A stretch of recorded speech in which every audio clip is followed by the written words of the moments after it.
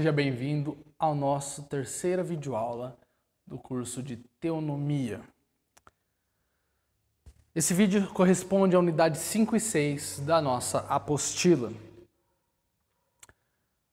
Certo? Antes de nós entrarmos de fato como devemos interpretar as leis da Bíblia, questão hermenêutica, é preciso que nós entendamos dois extremos que devem ser evitados, como abordagem da lei bíblica. De um lado, nós temos o antinomianismo e do outro nós temos o legalismo. A maioria dos cristãos hoje estão em um desses dois extremos e não de fato entendendo a teonomia. Entender a lei de Deus como regra e prática. O antinomianismo, basicamente, ele vai falar contra a lei, antinomos. Ele se torna uma posição contra a lei de Deus. É basicamente aquela frase famosa dizendo que eu não estou mais debaixo da lei, o cristão está debaixo da graça. E isso parcialmente é verdade, mas parcialmente é mentira, porque a lei de Cristo ainda está vigorando em nós. E a lei de Cristo é a lei do Antigo Testamento. Muitos antinomianos eles vão dizer que não creem que a lei do Antigo Testamento caducou, ela não está mais em vigor. E a única lei que fica é a lei de Cristo, que diz que devemos amar a Deus sobre todas as coisas e ao próximo como a si mesmo. Mas essas pessoas não entendem que Cristo está citando Deuteronômio 6, que é a lei mosaica. Então, a lei de Deus, ela deve ser enfatizada sim. Nós não podemos ter aversão à lei de Deus, buscar uma forma liberal de se agir, achando que após crermos em Cristo, estamos agora livres da lei. Pelo contrário, antes a lei tinha uma relação conosco de condenação, quando não estávamos em Cristo, e agora que estamos em Cristo, ela tem o papel fundamental de nos guiar à santificação que é forjada em nós pelo Espírito Santo. Nós vemos, é lógico, apóstolos ensinando a lei de Deus, não vemos nenhum versículo dizendo contra a lei de Deus. Quando vemos Paulo, por exemplo, dizendo que não andamos mais na lei, ele aqui está dizendo que no sentido condenatório. Se você olhar o contexto, estamos na lei de Cristo no sentido de que a lei não mais pesa para nós para a morte, mas sim para a vida e a santificação, porque Cristo pagou o devido castigo que a lei suscitava de nós. No outro extremo temos o legalismo. O legalismo é aquele que supostamente aceita a lei de Deus, mas ele obedece essa lei com o fim de se justificar diante de Deus, com um fim salvífico. O legalista, ele vai colocar a lei acima da misericórdia. O legalista vai ser, não no sentido assim que você pode negociar com a lei de Deus, mas ele vai fazer uma interpretação errônea da lei de Deus e ele vai achar que está acima dos outros por cumprir essa lei e por isso ele merece mais da parte de Deus do que aquele pecador. Da mesma forma, ele é negligente com a lei de Deus, porque a lei de Deus ela serve para mostrar quem de fato nós somos, que nós não temos a capacidade de seguir a lei de Deus por nós mesmos, sem a capacitação do Espírito Santo. O legalista, ele vai tentar adicionar coisas que não estão na lei de Deus, coisas que não fazem parte da lei de Deus, como modo de se vestir, se usa barba ou não, os famosos usos e costumes, é legalismo.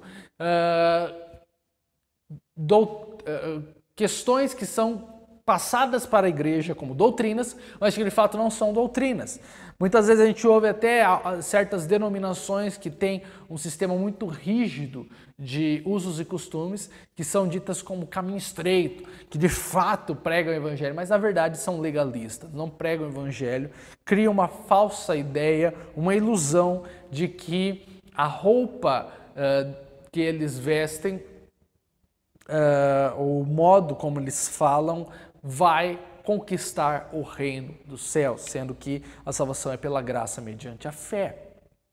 É a mesma coisa na época de Cristo. Cristo ele teve que lidar com o legalismo, com os fariseus, até porque o farisaísmo agora se torna sinônimo de legalismo. Porque após o reino do sul, que é Judá, basicamente voltar sendo a única das 12 tribos, a regressar, Judá e Benjamim, eles, por isso que agora se chamam judeus, por causa de Judá, eles entendem que precisam fugir da idolatria e cumprir a vontade de Deus.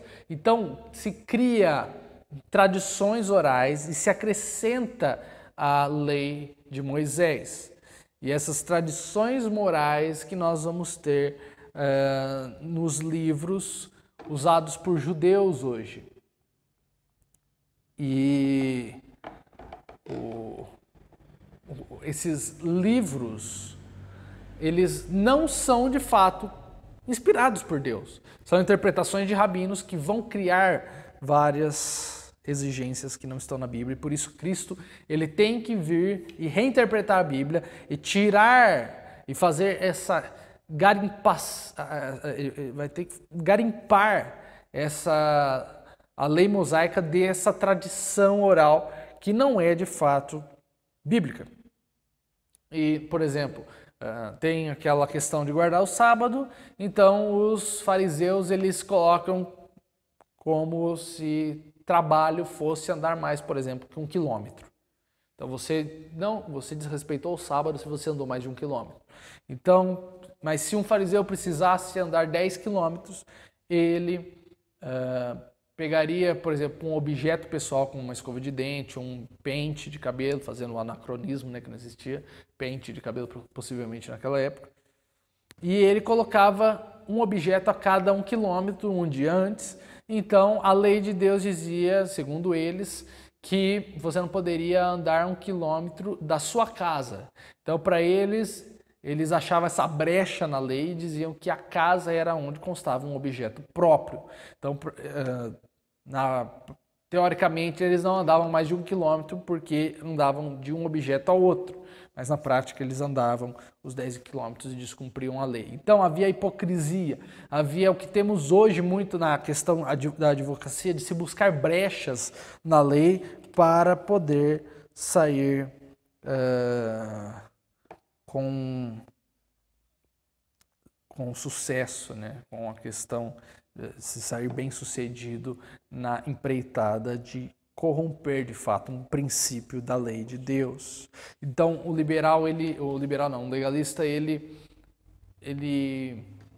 acrescenta a lei de Deus, algo que já é proibido, e ele interpreta de forma errônea a lei de Deus. Deus nunca deixou a sua lei como um meio de salvação. Não existe essa questão de que os judeus eram salvos pela lei e os cristãos são salvos pela graça. Não. Os judeus foram salvos pela graça, pela morte de Cristo, porque a morte de Cristo foi além do tempo. Ela alcançou aqueles que já tinham existido e aqueles que futuramente existiriam. A diferença entre judeus e cristãos é que os judeus que de fato foram salvos olhavam para frente para a promessa do Cristo e nós olhamos para trás para o Cristo encarnado que veio.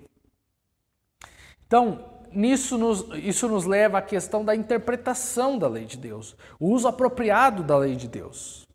Então, 1 Timóteo 1,8, Paulo vai dizer assim: sabemos, porém, que a lei é boa se alguém dela usa legitimamente. Então, como nós devemos legitimamente fazer uso da lei?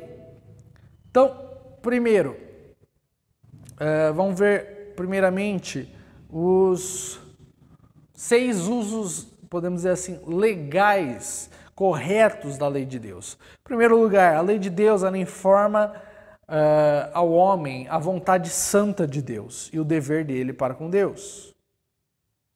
Em segundo lugar, a lei de Deus convence o homem do pecado e da justiça e da condenação eterna. Em terceiro lugar, a lei de Deus age na condução dos homens à salvação em Cristo Jesus. Ela aponta para Cristo. Esses três primeiros usos são ditos no Catecismo Maior, na pergunta 95 de Westminster. Diz o seguinte: a lei moral é de utilidade a todos os homens, para os instruir sobre a natureza e vontade de Deus e sobre os seus deveres para com ele, obrigando-os a andar conforme a essa vontade, para os convencer de que são incapazes de aguardar e do estado poluto e pecaminoso da sua natureza, coração e vida, para os humilhar, fazendo-os sentir o seu pecado e miséria, e assim ajudando-os a ver melhor como precisam de Cristo e da perfeição da sua obediência. Cristo foi o único que cumpriu a lei de forma conforme era exigido por Deus. Quarto lugar, a lei de Deus, ela é um meio de santificação, como já havia dito anteriormente. Na oração sacerdotal de Cristo, em João 17, ele diz o seguinte: santifica-os na verdade, a tua palavra, a lei de Deus é a verdade. Em quinto lugar, a lei de Deus, ela é a regra, ela norteia como deve ser a vida do cristão, apartando-se do mal e buscando o bem. A Confissão de Westminster ainda diz: embora os verdadeiros crentes não estejam debaixo da lei como pacto de obras, que basicamente Adão apenas esteve sob o pacto de obras, quando ele não cumpriu, quando ele desobedeceu a Deus e caiu, a partir de Gênesis 15 temos a graça já operando. Para serem por ela justificados ou condenados, contudo, ela lhes serve de grande proveito como aos outros, manifestando-lhes, como regra de vida, a vontade de Deus e o dever que eles têm. Ela os dirige e os obriga a andar segundo a retidão. Descobre-lhes também as pecaminosas poluições da sua natureza, dos seus corações, das suas vidas, de maneira que eles, examinando-se por meio dela, alcançam mais profundas convicções do pecado, maior humilhação por causa deles e maior aversão a eles. E ao mesmo tempo lhes dá uma melhor apreciação da necessidade que tem de Cristo e da perfeição e da obediência dele. Ela é também de utilidade aos regenerados, a fim de conter a sua corrupção, pois proíbe o pecado. As suas ameaças servem para mostrar o que merecem os seus pecados e quais as aflições que por causa deles devem esperar nesta vida, ainda que sejam livres da maldição ameaçada na lei. Do mesmo modo, as suas promessas mostram que Deus aprova a obediência deles e que bênção podem esperar obedecendo, ainda que essas bênçãos não lhes sejam devidas pela lei considerada como pacto das obras. Assim, o fazer um homem o bem ou evitar ele o mal, porque a lei anima aquilo e proíbe isso, não é prova de estar ele debaixo da lei e não debaixo da graça.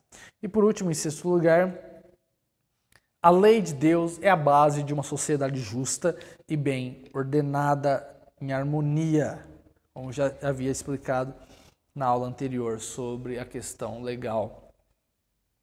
Então, basicamente, essas são os usos e as funções da lei de Deus em nossa vida. Ela trabalha no nosso coração.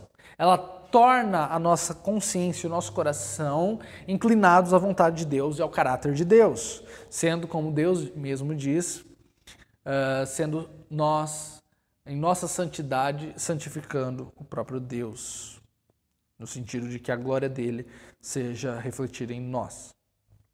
Então, tem alguns princípios hermenêuticos que precisamos ter para interpretar a Bíblia.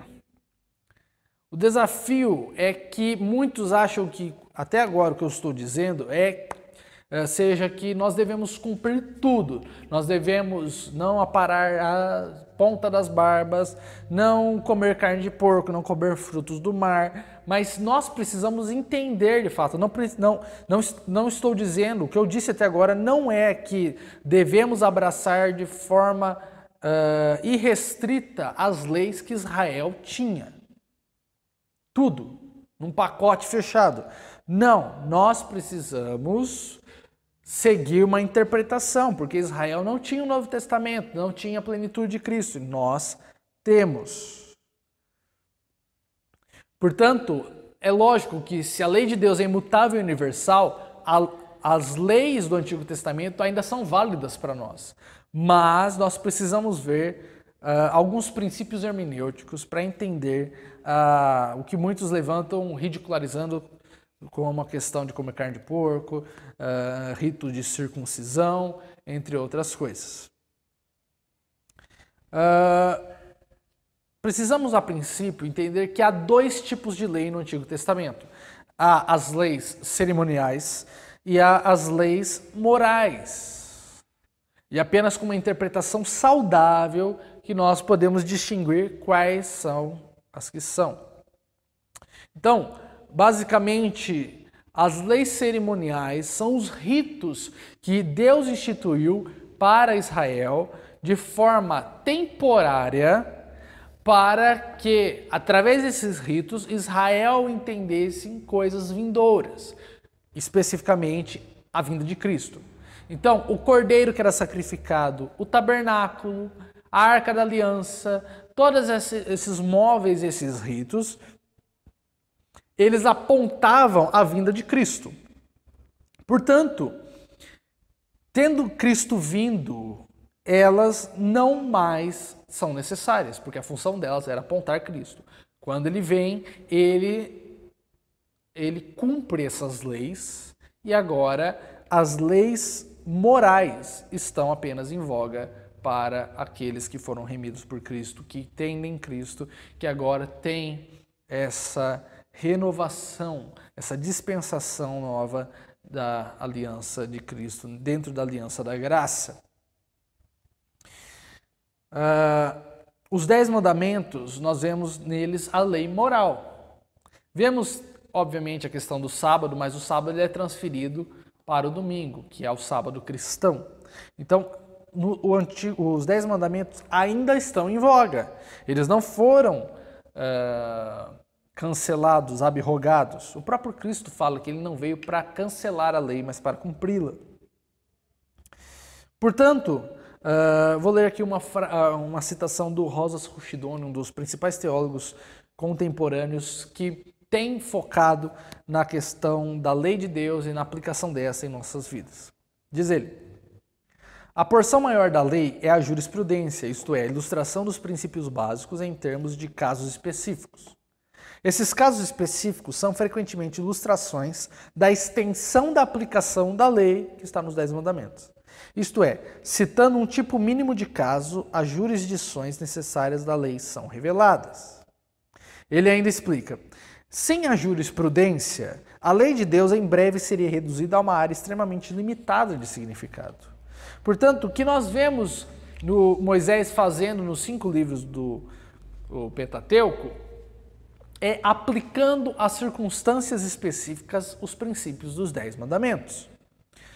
Então, nós precisamos entender que a lei de Deus, ela não é exaustiva em todas as circunstâncias, mas ela é válida, inclusive aquela que Moisés deu, especificamente as morais, as cerimoniais foram cumpridas por Cristo.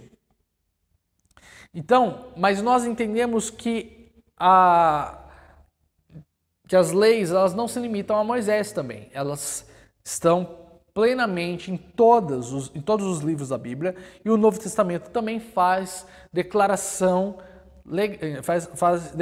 legais, ainda que perceba que não contradizem aquilo que a lei do Antigo Testamento diz.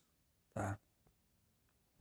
A Confissão Batista de Londres vai falar um pouco a questão de como as leis cerimoniais, sendo um tipo ou as sombras de Cristo, elas foram cumpridas em Cristo e agora não exercem mais valor. Diz assim: além desta lei, comumente chamada de lei moral, Deus houve por bem dar leis cerimoniais ao povo de Israel, contendo diversas ordenanças simbólicas, em parte de adoração, prefigurando Cristo, as suas graças, suas ações, seus sofrimentos e os benefícios que conferiu. E em parte estabelecendo várias instruções de deveres morais. As leis cerimoniais foram instituídas com vigência temporária, pois mais tarde seriam abrogadas por Jesus, o Messias e único legislador que, vindo no poder do Pai, cumpriu e revogou essas leis. Portanto, Cristo, ele dá a plenitude dessas leis. Elas não somem do mapa do nada. E, por outro lado, significa que as leis morais ainda vigoram. Por isso que nós ainda temos o Antigo Testamento em nossas Bíblias como palavra de Deus e não apenas como um relato histórico. Por isso é importante nós sempre estarmos meditando a respeito do Antigo Testamento como palavra de Deus e trazendo isso como uma regra para nós.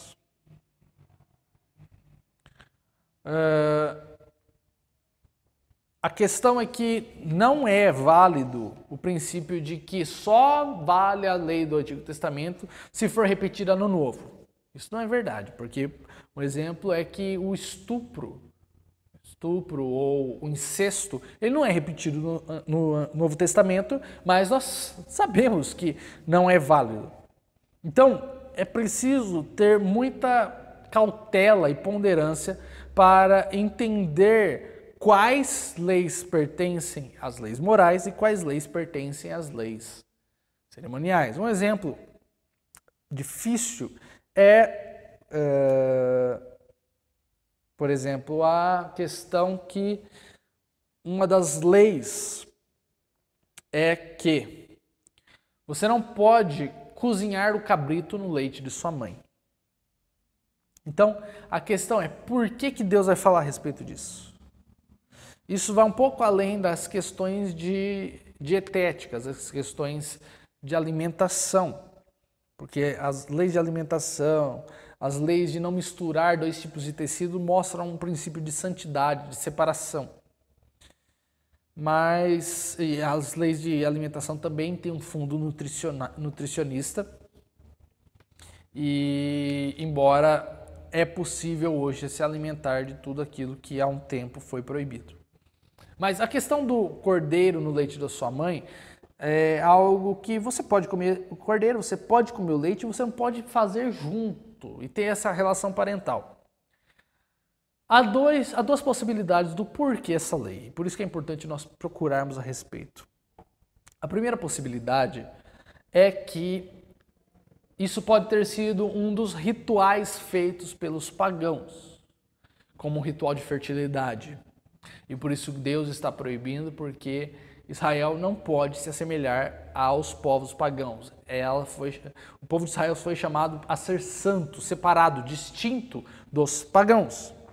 Mas o outro ponto que foi muito interessante, a explicação que eu vi, é que nesse ponto está sendo aplicado o princípio de honra ao pai e à mãe. Porque você está matando o filho e ainda você está usando o leite, que era para servir de alimento e sustento, como um meio de morte da própria mãe. Então, é um princípio de honrar pai e mãe. Então, nós precisamos entender e ver as possibilidades do porquê está sendo proibido tal coisa, está sendo negado tal coisa, e ainda, por exemplo, que você possa comer um cabrito no leite materno, você tem que entender o princípio por trás disso. Entender que a honra ao pai e mãe ainda permanece e pertence à esfera moral de lei. Certo? Então, por hoje é só. Na próxima aula encerraremos a nossa matéria de teonomia, vendo algumas aplicações na lei civil e alguns pontos positivos da teonomia em nossas vidas. Fiquem todos com Deus. Até a próxima. Tchau.